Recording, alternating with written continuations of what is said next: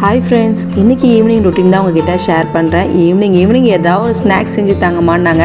நானும் இப்போ கொஞ்சம் செஞ்சு தந்துட்டு தாங்க இருக்கேன். இந்த கடலை வாங்கிட்டு மட்டும் செய்யவே இல்லை, அதை விட்டுட்டு இதை செய்யுங்க அதை செய்யுங்கன்ட்டே இருந்தாங்க. சரி, கடலையை ஒரு வழியை இன்றைக்கி வேக வச்சுருவோன்னு சொல்லிட்டு 5 விசில் விட்டு குக்கரில் தான் நான் வந்து வேக வச்சு எடுத்துப்பேங்க. அப்படின்னா டக்குன்னு ரெடி ஆகிடும். ஈவினிங் டீ போட்டு இவங்களுக்கு டக்குன்னு கொடுத்துடலாம் அப்படின்ட்டு.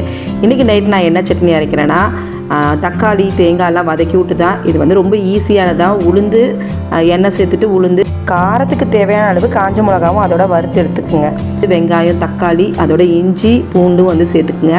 கருவேப்பிலை கொத்தமல்லி, அது இல்லாமல் தேங்காய் ஒரு 3 சில் தேங்காயும் சேர்த்து கொஞ்சமாக புளி வச்சு உப்பு வச்சு அரைச்சோன்னா இந்த சட்னி சூப்பராக இருக்கும். நான் இந்த சட்னியை வந்து எங்கள் அம்மா வீட்டில் இருக்கும்போது பார்த்திங்கன்னா ஆட்டுக்கல்லில் நான் ஆட்டியிருக்கேன். அன்றைக்கெலாம் வந்து மிக்ஸி இல்லை, ஆட்டுக்கல்லில் தான் ஆட்டுவேன். ஒரு தூக்கு மாவு அரைச்சாங்கன்னா ஒரே டைம்லேயே மாவு தீர்ந்து போயிடும். இந்த சட்னி தான் அவ்வளோ டேஸ்ட்டாக இருக்கும்.